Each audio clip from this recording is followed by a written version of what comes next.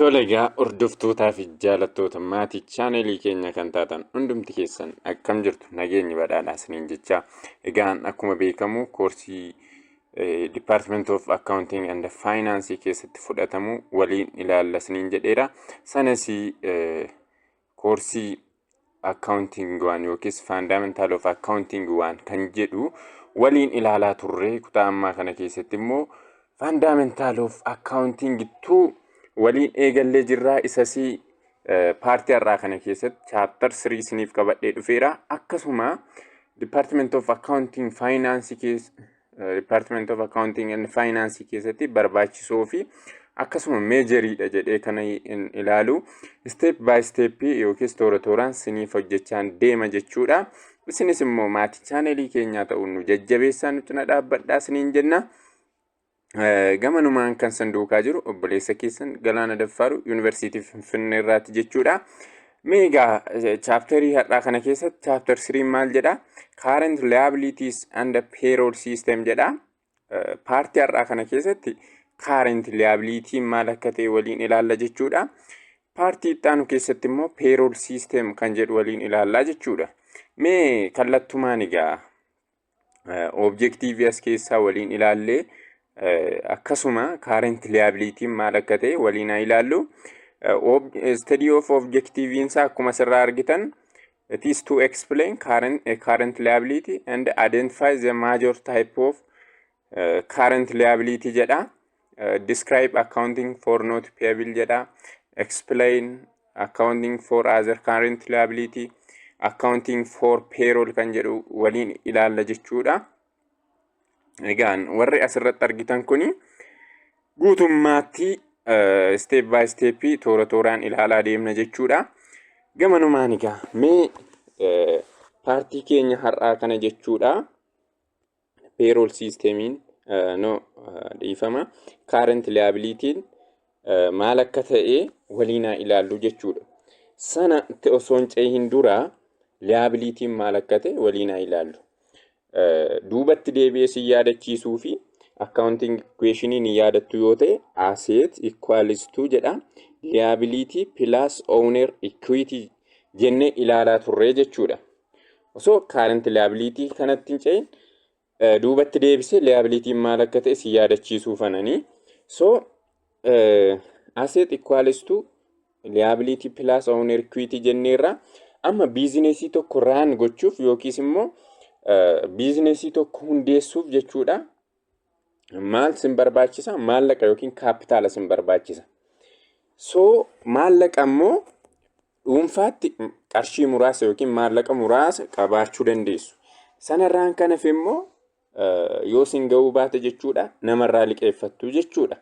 So isheen liqeeffattan kun yookiin creditorii irraa kan dhuftu kun maalidha? Liability jedhamti. Isheen kun immoo owner equity isheen jedhamtu kun immoo maalidha?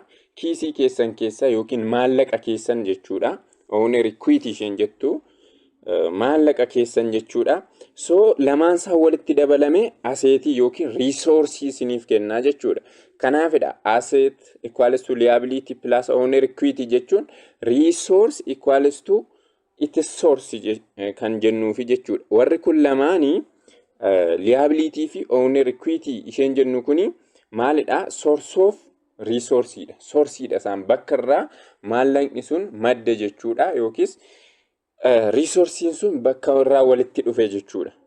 Kanaaf bifa kanaan inni biizinesii tokko run gochuuf yookiis immoo biizinesii tokko maal gochuuf hundeessuu akkasuma immoo operate gochuuf kan sin barbaachisu tokko namarraa liqeeffattu tokko kan keessan fayyadamtu jechuudha yoo sin hanqate bifa kanaanidha. So amma liability akkamitti define goonare yeroo define goonu jechuudha. Liability is a present obligation. Present obligationidha. It result from past transaction jettu. It is result from past transaction. Kabiraammoo maalidha? Future settlementidha. Present obligationidha. It result from past transaction. Akkasuma maalidha? Future obligationidha. Yookiin future cash outflowdha jechuudha. Kana jechuun Transactionii darberraati kan inni obligationiin sun sinitti dhufe jechuudha. Current obligationidha. Amma obligationii of harkaa qabdu jechuudha. Yookiis idaa yookiin immoo maal jedhama gatii namaatu sinirra jira jechuudha. Yeroo ibsinu present obligation it result from past transaction akkasuma maal jechuudha it result in cash outflow future cash outflow jettani define gootu jechuudha. Liability yeroo define gootan jechuudha. Liabilityin immoo current liability fi long term liability qaba jechuudha. Asirratti hin jiru just oraliin siniif ibsaa jira. So amma kutaa har'aa kana keessatti current liability ilaallaa jechuudha. Targetiin har'a ilaallu current liability jechuudha. Current liability jechuun immoo maalidha? It is a debt with 2k futures jedha. Akkuma asirraa argaa jirtani innis maalidha? A company expects to pay the debt from existing current assets or through creation of other current liability jedha. Inni jalqabaa maalidha? Deetii sinirra jiru sana yookiin liqaa sinirra jiru sana maalii yoo deebistu yoo maaliin pay gootu ta'e existing current asset jechuudha. Current assetii sanaan settle gootu yoo ta'e jechuudha. Current liability keessanii current liability jettu. Karaa biraa immoo current liability biraa create gootanii settle gochuu dandeessu, kaffaluu dandeessu jechuudha. Fakkeenyaaf account payable gara not payable tti jijjiirtanii ittiin settle gochuu dandeessu jechuudha. Yoo inni kaffaluu dadhabe account payable tokko sinirra jiru tokko gara not payable tti jijjiirtanii yeroo settle gootanii current asset jedhamuu danda'a jechuudha. Kana jechuun through the creation of other current liability kan jedhu sababa kanaaf jechuudha. Kabiraa immoo maalidha? A company will criterion current liability ittiin jennu a company will pay the debt within 1 year or the operating cycle whichever is longer. Current liability jechuuf current criterion inni biraani maalidha? Deetiin suni waggaa tokko gidduutti keessatti kaffalama yoo ta'e yookiin immoo operating cycle tokko keessatti kaffalama yoo ta'e current liability jenna. Operating cycle gaafa jennu amma fakkeenyaaf kaashiidhaan jalqabdu gaafa jalqabdanii biizineesii keessan operate gochuu gaafa jalqabdan jechuudha. Kaashiidhaan jalqabdu yookiin liqeeffattanii jalqabdu. Naannee dhufee kaashii gaafa generate godhu operating cycle jennaa jechuudha. Deebi'ee dhufee jechuudha. Dura cash outflow gaafa liqeeffattanii yookiis immoo kaashii mataa keessaniitiin gaafa jalqabdan jechuudha. Naannee dhufee gaafa deebi'ee kaashii sana generate godhu maal jenna? Operating cycle jennaa jechuudha. So operating cycle sana keessatti settle gochuu dandeenya jennaan maalidha? Current liability jennaa jechuudha. Fakkeenya current liability maal ta'uu danda'a? Short term note payable, account payable, unearned revenue, accrued liability such as tax payable, salary payable, interest payable kanneen jennu kanadha jechuudha. Akka current liability tti kan nuyi lakkoofnu jechuudha. Egaa erga kana jennee warra current liability jenne kana tokko tokkoon ilaalaa haa deemnu. Inni jalqabaa maalidha? Short term note payable dha. Short term note payable jedha iddoo kana note kan jettutti dabala. Short term note payable jechuun within 1 year yookiin operating cycle tokko keessa settle ta'uu kan danda'udha. Long term note payable non current dha. Short term current dha. So retain promise note dha. Retain dha yookiin bifa standardized ta'e. Yeroo duraa note receivable accounting waan keessatti ilaalaa turreerra jechuudha. Nam tokko yeroo maallaqa liqeeffatu maal godha? Retain promise dha yoo ta'e yookiin bifa standardized ta'een yoo ta'e note receivable jenne yeroo liqeessu note receivable jenna. Yeroo liqeeffatu immoo note payable dha. Yeroo liqeeffatu jechuudha. So retain promise note dha. Short term note payable jechuudha. Karaa biraa require the borrower to pay interest. intarestii itti kaffalamaa jechuudha. Borroweeriin yookiin liqeeffataan intarestii kaffalaa jechuudha. So interest expense recognize godhaa jechuudha. Borroweeriin interest expense recognize godhaa jechuudha. Maaliif intarestii pay akka godhu gaafata waan ta'eef it issued for varying periods jedha. Periodii garaa garaa issue ta'uu danda'a, ji'a muraasa jechuun ji'a 2-3 ta'uu danda'a. Vary periodiifidha kan inni issue ta'u. Fakkeenyaan haa ilaallu. On March 1 jedha. March 1, 2011, a company borrowed birr of 100,000 from First National Bank on a 4 months 12% note jedha. So jalqabarra maal jedha? Prepare entry on March 1 jedha. Yeroo liqeeffatan sana jechuudha. Yeroo kun issue ta'e jechuudha. Note payable suni. Birratti prepare adjusting entry on June 30. Ji'a 4 erga turee booddee jechuudha. Assume monthly adjusting entry have been not have been made jedha. Prepare entry at maturity on July 1 jedha. So yeroo qopheessinu kana March 1 irratti akkam jenneetu prepare goone jechuudha. Yeroo issue ta'u note payable suni note payable cash jenneeti debit goona, note payable jenne credit goona jechuudha. Amma 100,000 sanaan jechuudha. Jalqaba 2011 March 1 yeroo issue ta'e sanarratti jechuudha. Maaliif yeroo liqeeffattan kaashii hin fudhattu, note payable obligationiitu immoo sinirra jira jechuudha. Claimiitu sinirra jira. Kanaafidha kan inni kaashiin debit ta'e note payable credit ta'u jechuudha.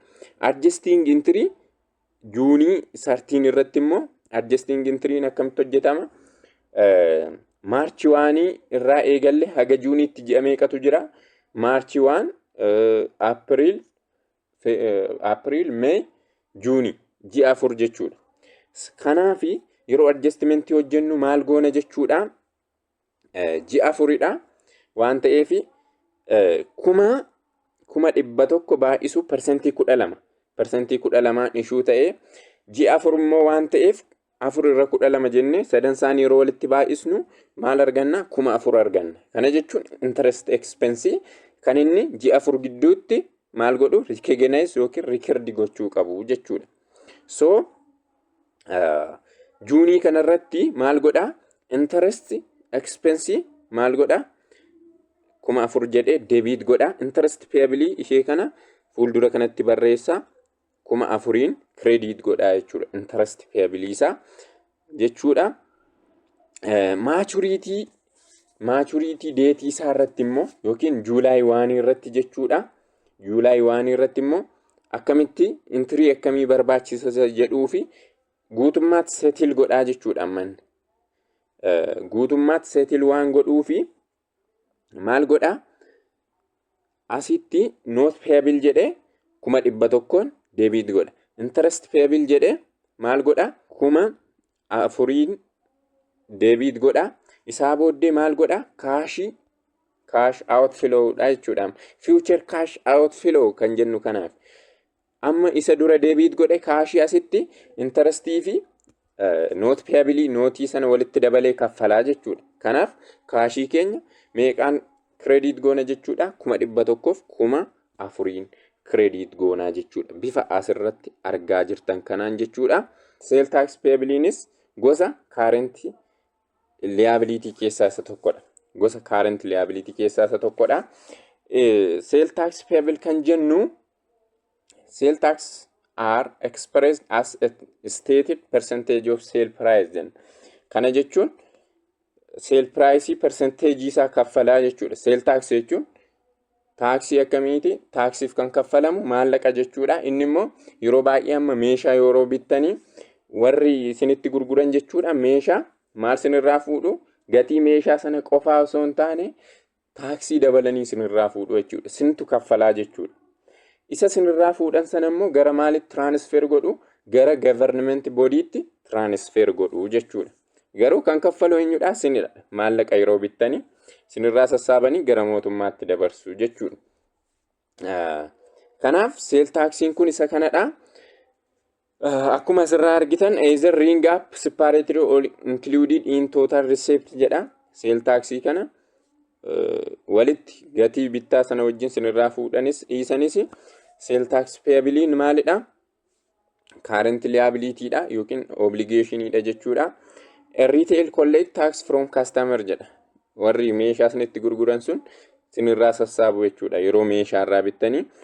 Retail remit the collection to the state or department of revenue jedha. Akkuma amma siniin jedha sinirraa sassaabanii ka'aniitu eenyutti dabarsu gara state yookiin government body itti dabarsu jechuudha. Fakkeenya on the March 25 a cash register reading for a company shows sales of 10,000 birr and sale tax of 600 or sales tax rate of 6% jedha. 6% kuma kudhanii jechuudha. Yeroo sana 600 jechuudha. 6% kuma kudhanii kuni the journal entries jedha. Journal entries akkam ta'a? Kaashiin meeqa ta'a? Maalidha? Ring up godheetu walitti qabee sinirraa fuudhaa jechuudha amma seeleriin. Kana jechuun gatiin meeshaa sin bittan sana 10,000dha. Garuu inni 10,600 sinirraa fuudha. Kaash jedheeti 10,600 jedheeti kaash jedhee galmeessaa seelii 10,000 sale tax payable immoo 600dha jechuudha. 600dha. Sale tax payable keessanii jechuudha. So amma gaafa dhaqee governmentiitti immoo dabarsu jechuudha. Taaksii kana akkam godhaa? Sale tax payable jedhee maal godhaa? Sale tax payable jedhee 600tiin debit godhaa. Isaa booddee cash jedhee 600tiin credit godhaa jechuudha. Gaafa government badiitti dabarsu jechuudha. Taaksii kana jechuudha. So gabaabumatti sale tax payable it is a current obligation or a current liability jettanii qabachuu qabdu. Inni kabiraan current liability kan jennu unearned revenue jechuudha. Unearned revenue jechuun immoo a revenue that received before the company deliver good or service jechuudha. Kana jechuun unearned revenue jechuun kaashii fudhattanii amma kaampaanii qabdu yoo ta'e ammasini kastamerii keessanirraa kaashii sassaabdanii garuu servisii hin kennineef yookiin tajaajila hin kennine yookiis immoo meeshaatti gurgurtaniittu yoo ta'e maallaqa fudhattaniittu meeshaa immoo maateriyaala inni isinirraa barbaadu sana immoo deliver hin goone yoo ta'e maal jenna? Unearned revenue jennaa jechuudha. Yeroo baay'ee adjustmentii keessatti waa'ee kana sirriitti kaasee dubbadheera. Kanaaf kaashii fudhattanii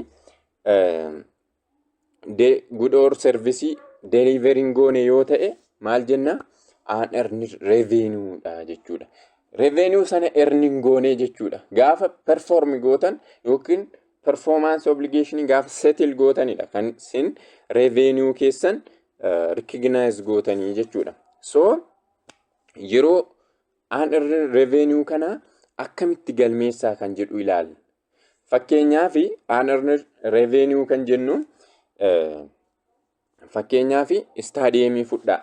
Istaadiyeemii Premier League England isa jennu kana fa'i jechuudha. Biyya keenya keessatti baay'ee baratamaa miti jechuudha.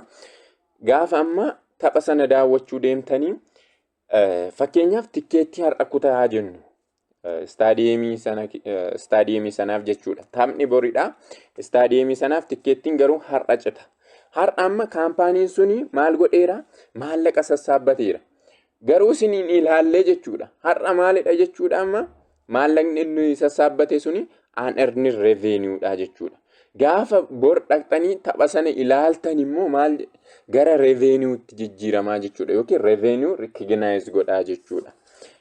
So akkamitti galmeessina isa jedhuu fi company debit cash and credit current liability account or unearned revenue. Yeroo jalqaba maal godhaa? Kaashii debit godhaa. Unearned revenue credit godhaa jechuudha. Isaa booddee when the company earn the revenue it debit unearned revenue account and credit revenue account. Gaafa performance obligation sana settle godhu immoo maal godha jechuudha. Isa dura unearned revenue credit godhe amma maal godha? Debit godha jechuudha. Unearned revenue account isaa booddee maal credit godha? Revenue credit godha jechuudha. Fakkeenya biizinesii akkasii yoo fudhattan unearned revenue iddoo jiru jechuudha. Airline, magazine, publishery, hoteelii, insurance company yoo fudhattan unearned revenue arguu dandeessu jechuudha. Gabaabumatti unearned revenue maalidha jechuudha? Unearned revenue current liability dha. Illustrationii kana ilaallee haa dabarru jechuudha. Assume jedha. A superior company sells 10,000 season football tickets at birr of 50 each for it is 5 game home schedule jedha. The company makes the following entry for the sale of season tickets jedha. So akkamitti galmeessa jechuudha. Maal godhee 5 seasoniif jechuudha. Tikeetii hammam kuteera jedha. Hammam gurguree jedha. 10,000 gurgureedha. Tokko ishee 50 jechuudha. Qarshii 50. So amma kana akkamitti recognize godha. Amma inni gurgureera garuu performance obligation isaa immoo tapha sana daawwattoon hin daawwanne ganaa gara fuulduraattidha jechuudha. Gaafa ganaa gara fuulduraatti daawwatu jechuudha. Jalqaba gaafa maallaqa sassaabu cash jedhee 500 debit godha. Unearned ticket revenue 500 credit godha jechuudha. As the company complete each of 5 home games, it would record revenue jedha. Isaa booddee taphni shanan sunii jechuudha. Gaafa taphatamanii daawwattoon daawwatanii booddee jechuudha. Maal godhaa kaampaaniin sun revenue jedhee galmeeffataa jechuudha. Revenue itti jijjiirama. Maaliif performance obligation settle godha waan ta'eef jechuudha. So September 7 irratti jechuudha. Gaafa taphatamee ka'u akkamitti galmeessaa unearned revenue jedheet maal godhaa?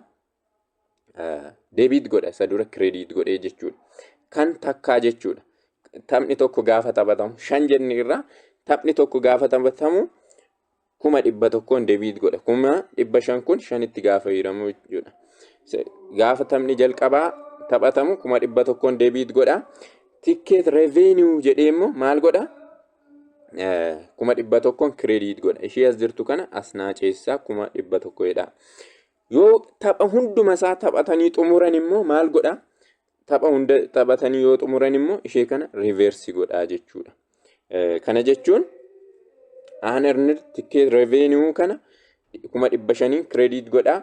Ticket revenue 500 credit godha. Yoo guutummaatti taphoonni shanan sun taphataman jechuudha. Amma garuu gaafa taphni tokko taphatamu akkamitti record godha. Unearned revenue 100 debit erga godhe ticket revenue jedhe 100 credit godha jechuudha. Fakkeenyi unearned revenue warri fayyadaman isaan kana siniin jedheera. Pause gootanii ilaaluu dandeessu. Inni kabiraan current maturity of long term debt jechuudha. Kana jechuun a portion of long term debt that come due in the current year jedha. Kana jechuun fakkeenyaaf waggoota muraasaaf long termii kennitaniitu jechuudha. Fakkeenyaaf waggaa 5 osoo kennitanii jechuudha. Sana keessa waggaan immoo kaffalamaa deema yoo ta'e nama tokkotti birrii liqeessitanii waggaan sinii kaffalamaa deema yoo ta'e kan waggaa jalqabaa sana keessa kaffalamtu akka current liabilitytti ilaalamti jechuudha. Current maturity of long term debt isheen jettu jechuudha. Paartiin muraasni jechuudha. Paartiin muraasni kan current year kaffalamu suni current liability jedhama. Adjusting entry is not recurred jedha.